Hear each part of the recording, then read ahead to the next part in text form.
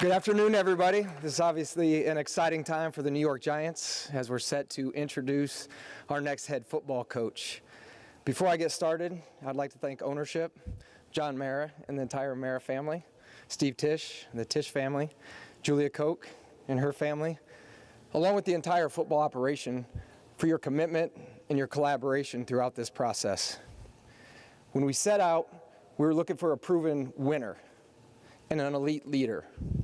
We're fortunate we were able to find both. John Harbaugh has amassed 193 career victories, 13 playoff wins, and a Super Bowl championship.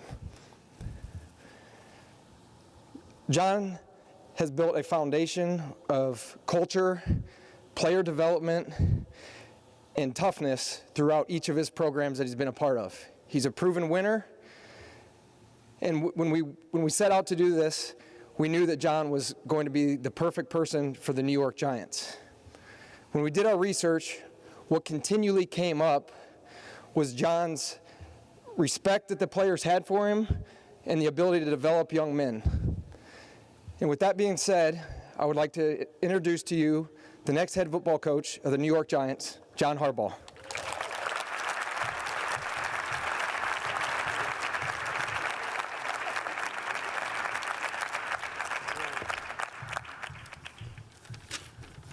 Wow, thanks, Joe. Appreciate that very much. And what an honor.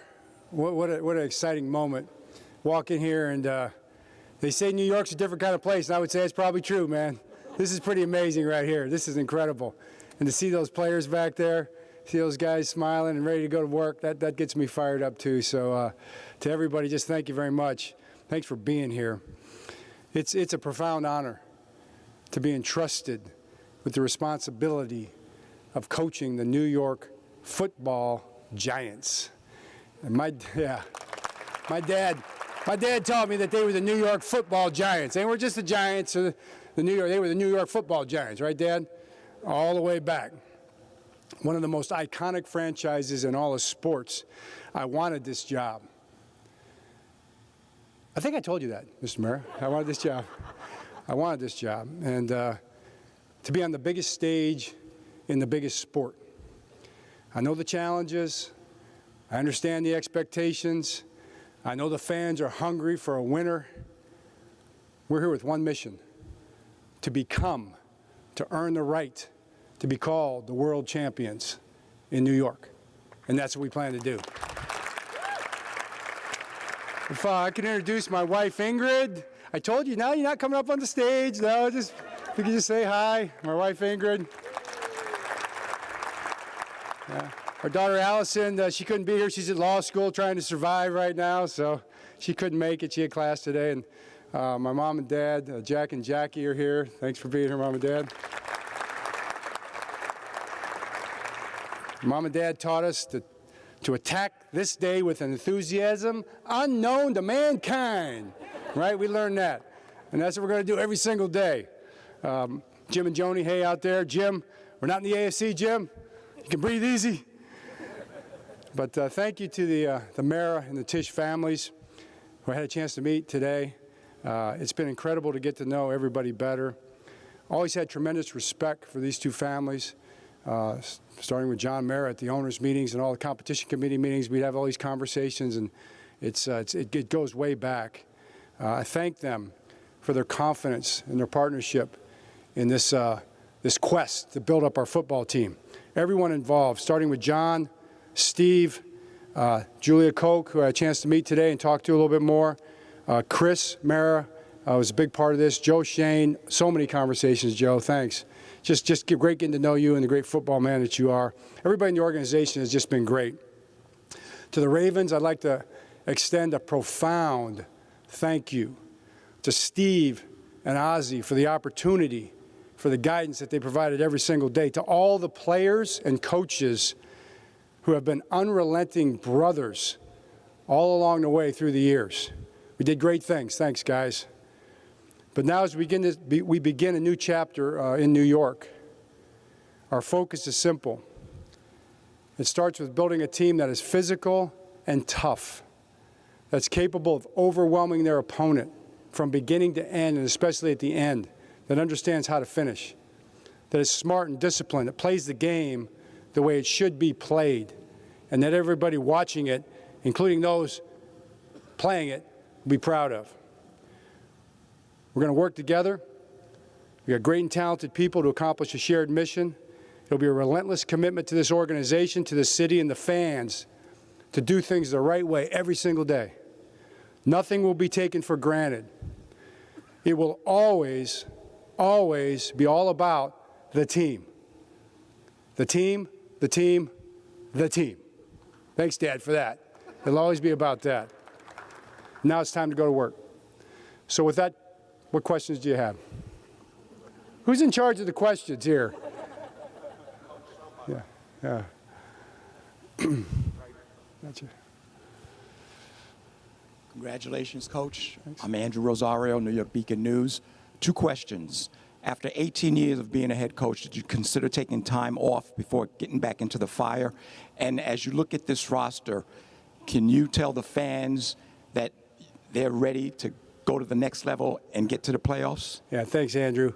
As far as taking some time off, I figured I didn't have enough time to take time off. There's no time for that. So just couldn't wait to get back to work. That was never a question, really. Ingrid and I talked about it. Ingrid's ready to go, too, so we're fired up. And it had to be the right opportunity.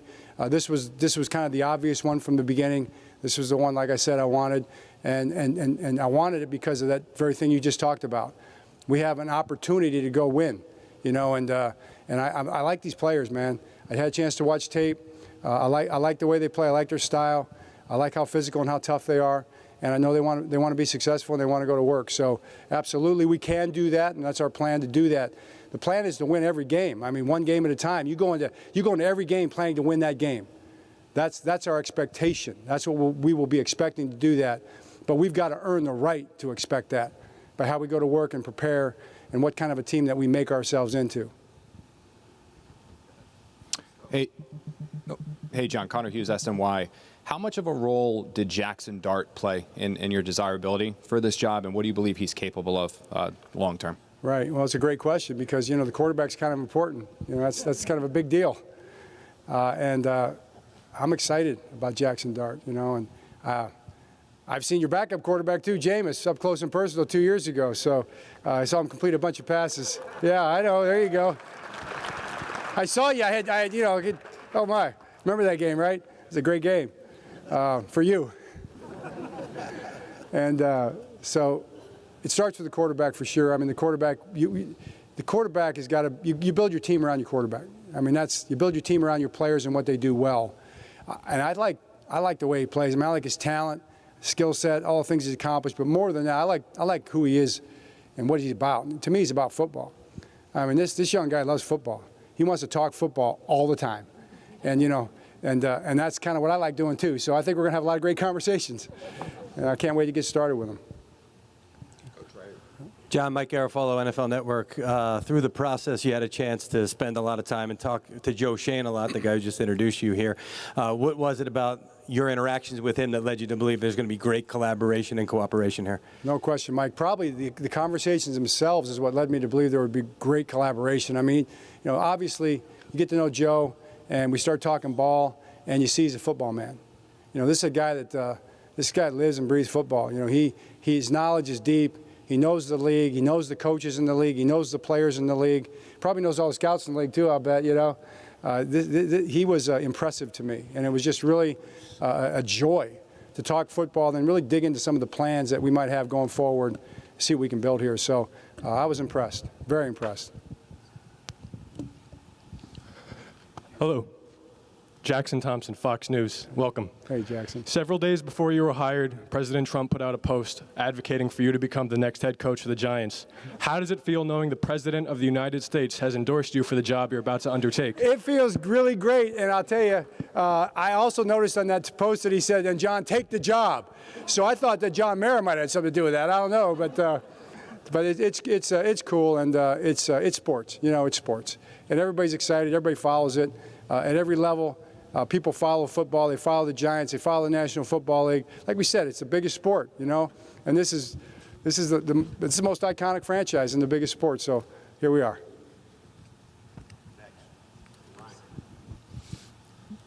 John Ryan Dunleavy from the New York Post. What are you looking for in your coordinators and your position coaches, and when will those interviews start, including anybody who is, retained on staff? Right. Well, we'll start tomorrow with the interviews. Obviously, great coaches, I believe, on this staff that we're looking forward to talking to. Talking to people all across the league, talking to people in Baltimore, obviously, too. We're going to try to build the very best. We will build the very best coaching staff that we can. I'll tell you, it'll be a great coaching staff. But my dad always said it starts with teachers. Coaches are teachers first. The ability to teach, the ability to take a vision that's well organized, a structure that's put together in a really good way that the players can play fast, play around their skill set. You got to create something like that, and then present it to the guys and train it in a way that the guys can get out there and play with a lot of confidence. Just cut it loose and play fast, and that's what we're going to try to do, and try to bring a bunch of coaches in there that are capable of building that. We're going to do that. Bruce Beck, NBC4 New York. John, how do you build a winning culture, and how long will it take for this team to win? That's the second part's impossible to say, but I'm planning on day one. So that's what we'll be shooting for. That's what we'll be working for, and fully expect it to happen. You build anything together. You build it from the inside out. It's going to be a reflection. Culture is kind of a crazy word. What does it really mean? It's a worldview. It's a shared understanding. It's a vision. It's everybody being on the same page. It's talking the same language, all these kind of things, same values, same type of beliefs, right? Okay, that's like a social studies class maybe we're talking here. So what is it in football? It's a bunch of guys that see the game the same way. It's a bunch of guys that want to play the game together the same way. It's a relentless brotherhood, having each other's back, being unwilling to give up because that guy next to you is unwilling to give up. All these things that these guys believe in. We'll decide what the culture looks like together every single day by what we do together, all right? And that's how you build it together. Okay. Tom. Hey, John, Tom Rock from Newsday. How are you? One of your early mentors was Andy Reid, who has gone on to have a pretty successful second act in his career. Pretty fair. I'm sure you've spoken to him. What were some of the tips and maybe advice he gave to you about changing from one organization to another and finding that success? Andy's a man of few words, and his 4 words to me were, change can be good. That's what he said. Change can be good.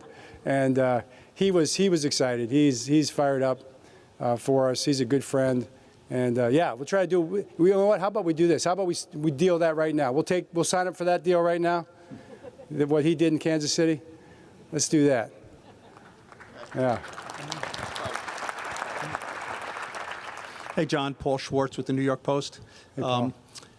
You mentioned coming in here that New York feels different and is different. You want everything in Baltimore, obviously. You want a Super Bowl. What is your sense of New York and what it's going to be like for you and possibly winning here in New York? Well, I mean, the skyline's a lot different. I noticed that right away. No two places are ever the same. No two people are the same. Obviously you meet people in places and circumstances where you find them. So that's what we're going to do. We're going to take every one of those things we meet head on and do the best we can with it every single day. And you say you do the best you can with it every single day. Well, that means a lot when you really think about what that means. I mean, are we really doing our best? Are we really putting everything we have into it for this day? Are we really attacking the day with an enthusiasm unknown to mankind, another level? Is that possible? Is that something that we can accomplish? Can we have the best meeting and the best practice in the history of the National Football League? Can we? We can if we decide to, right, guys? We can if we decide to. And when you do that day by day, you build something, you take it onto the field, and you let the chips fly, and you go play some ball. Hey, John. Art Stapleton from the Bergen Record and NorthJersey.com. Just curious, obviously 18 years ago you had a vision, and 18 years later I'm sure you have that same vision, but I'm curious, from what you learned, do you come here knowing that the path can be different, and how much of that vision has changed through the years of what you want to do and how you build a champion? Well, one of the things you learn a lot. One of the things is this: that there are principles, right? And the principles of the vision you're talking about, that's that word, are written in stone. They're football principles. They're self-evident truths. They aren't going to ever change. Those are things that you carry with you through 18 years or 42 years or whatever it is. You carry those principles with you. You learn what they are, and they're non-compromised. They can't be. They have to happen. The methods, you know, those things are like drawn in the dirt. You know, you're drawing up a play. Come on, guys. Here's what we're going to do, and you draw it in the dirt. You got to keep those things moving. Play calls, defensive schemes, blitz patterns, how you lift weights, how you train, whatever, how you practice. Practices have changed a lot, haven't they, over the years? They've changed a ton. So all those things are all going to change as we go. So those things, 18 years and 40-some years, they've all evolved and changed and grown, and they'll continue to change every single day. So understand those two things, principles and methods, and try to merge them the best you can to try to win the next game. Keep it simple. Try to win the next game, and that's what we'll try to do. Hey, John. Pat Leonard from the New York Daily News. What qualities do you prioritize in the players that you acquire and that will play for you for the New York Giants? Well, I mean, there's a lot of qualities that go into it. I mean, Joe's got lists and lists of qualities for all the different positions and all that you'd be looking for. But to me, the number one thing is we have to have guys that love football. I mean, you just have to. It's football. What are we here for? You know, what do we do? What is this building for? It's for football. You know, this is a football team, and we need guys that love everything about football. They love the games. They love the practices. They love the weightlifting. They love the meetings. They love the dining hall, you know. They love every part of football, man. And if you love football, guys, if you love football, you're going to want to be here. You're going to want to drive in that parking lot every single day. You're going to want to walk through those doors. You want to walk up in those halls. You're going to want to get in front of that tape and watch tape every single day because you're going to be around a bunch of guys that love what you love. They love football because that's what we're going to be doing, football, all the time, every day. And if there's guys, you know, around that don't love football, Joe, we're probably going to let those guys go play somewhere else, you know? Because if you don't love football, you're not going to love it here because we'll be doing football. That's the plan. All right? John, congratulations. Ian O'Connor with The Athletic. Just trying to sustain winning over the long term is probably the hardest thing to do in a league built on parity. But is there a common thread that ran through your 18 years in Baltimore, whether it was physicality or something else that you think you could apply here that's sort of mandatory to have the same kind of success? Yeah. Well, I mean, we'll see. To me, it goes back to every single day. I mean, you just never know what the next day is going to bring. And you got to understand that that it's really not about what you face. You know, sometimes the triumphs are much more dangerous than the trials. Sometimes the good times are the things that you got to be more wary of than the tough times. So we've got to do a great job of handling all the circumstances in the best possible way to keep it simple and keep in mind what's important. It's even as much as I'm sure the guys love all the media. They love all you guys being around probably every single day, right? You know, it's really great. But, you know, but we got to keep it about football. So we want to do our jobs and be respectful of all the opportunities that come with that. But really what it boils down to is let's attack this day with an enthusiasm. And let's get ready for the next challenge that's in front of us, whether it's OTA practice or, you know, we got squat day tomorrow, you know. Got to be great. Got to have a great squat day. You know, whatever it might be, we got to be ready to roll. So I think that's probably the thread that runs through those 18 years, just kind of taking that mindset every day and everybody believing in it. And then being, you know, it's how you play. And when that tape comes on, that tape is going to last forever. And you're going to want to be proud of what you see. So you got to make a decision and a choice beforehand. How am I going to play? What's that tape going to look like? It's not about whether you make the play. Well, it is whether you win or lose. Ultimately, whether you make the play or don't make the play, we know that because it's a player's game. But what you can decide on is how you're going to play. How hard am I going to play? How physical am I going to play? How much are going to be locked into my assignment, okay, to try to do things the right way, my footwork, my technique, try to win my battle. Am I willing to finish the play? Am I going to run all the way to the ball, all right, and then arrive there in a real bad attitude and make a statement when I get there? Am I willing to do that every single play? I don't have to decide, oh, maybe he'll make the tackle. I don't have to run over there. No. You put your foot in the ground, you start running, right? That's what great defenses do. So that's it. I mean, that's to me, those two things, if you do that, then you have a chance, all right? Then you have a chance, and you go let the chips fly. Steve Wino, Associated Press. John, you mentioned good conversations with Joe during this process. What's it like to sort of get to know and work with a new person after 18 years somewhere else? And what do you expect that sort of relationship to be on a day-to-day basis? Yeah, I expect it to be phenomenally great. I think it's going to be incredible. I really do. I mean, I already know because we've had a chance to start talking to each other. But you work with new people all the time. But, you know, Joe's been around the National Football League for years and years. He's got a tremendous amount of experience. I'm going to be leaning on him, and he's going to be leaning on me. We're going to be leaning on everybody around us, right? And it's not just it's not just us. I mean, it's a whole organization. We're going up the chain. We've got incredible experience all the way up to the very top here. All right, in different areas. And John Mara, nobody knows more about this league, right? So we'll be working, whatever it might be. It's X's and O's, it's strategic planning, it's the draft, it's free agency, it's contracts. People all through the building that are just incredibly talented people. So the idea is let's work together, all right? Let's work together every single day and let's build something great. Hey, John, Jordan Ronan from ESPN. I'm curious, when you did a lot of research and background on the roster before you got here, like the last few weeks, what did you see when you looked at the roster? I see a lot of really good players when I look at the roster. Really, well, not the roster so much as the tape. That's where you look. You look at the tape. You know, that's what shows you, right, guys? It shows you. It's on the tape. So I look at the tape, and I see a lot of good football players, and not just me, my dad. All right, so he calls me up about 3 days into this process, and he goes, "You watch the Giants?" I'm like, "Yeah, I watch them. I watch them." He goes, "You see the way they come off the ball on offense? You see that offensive line? You see that offense? See those guys? You see that quarterback? You know, you see that defense? See that front? You see those guys flying around back there?" I'm like, "Yeah, I saw it. I saw it." So when my dad told me, I knew it was true.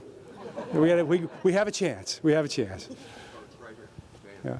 Hey, John, Dan Duggan from The Athletic. A big change with your arrival is having the head coach report directly to ownership. Just curious, why was that something that was important to you?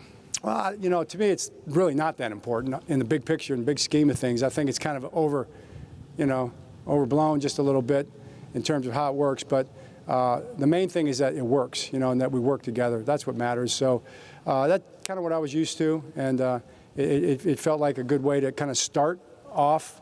And I think Mr. Mara was happy about that. It seemed like it made sense, and I'm just happy. But I don't think it really matters. I think we're all going to work together, and I promise you, we all report to the boss, right? And the boss is ownership, and John Mara is running football operations here, and he's running it, and I'm glad he is. And that's also all the families and everybody involved. That's what this league. That's where it starts, and we respect that, right, Joe?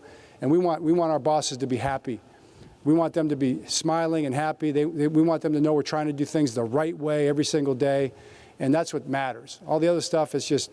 That's a great question. It means everything. I mean, I have the most amazing wife and the most incredible daughter, and it's just the three of us, you know. 3 Ps, the 3 Ps in a pod. That's what we call ourselves, and it's just incredible. We've been together for a long, long time, and you know, this profession is crazy. I mean, it's you live a lifetime in a season in the National Football League. It's the things that you go through, the ups and the downs, and the emotional roller coaster, and the conversations and challenges. These players can tell you. Everybody that works here can tell you that. It's that. And it's not just you. It's your family. You know, your wife is with you every step of the way, and more, because she'll tell me, you're not out there. You're not out there hearing it every single day. You get to go to your office and you don't have to listen to anything. You know, right? You've said that to me. She's out there. She's fighting. You know, she's out there fending them off, and so I appreciate that. I got a fighter for a wife, and you better, you know. So no, it's been what it is, and it's been great because it just, you know, because of who we are together. So I'm very very proud of that. Very happy with that.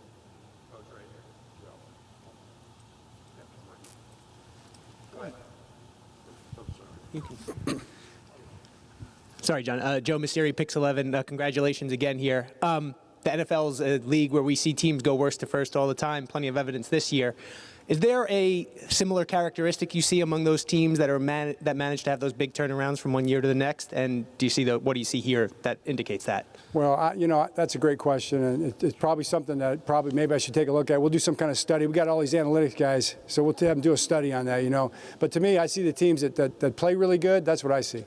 And the teams that play really good have a lot of common denominators, and we've been talking about those things throughout the course of this press conference. So that's what we're going to be chasing.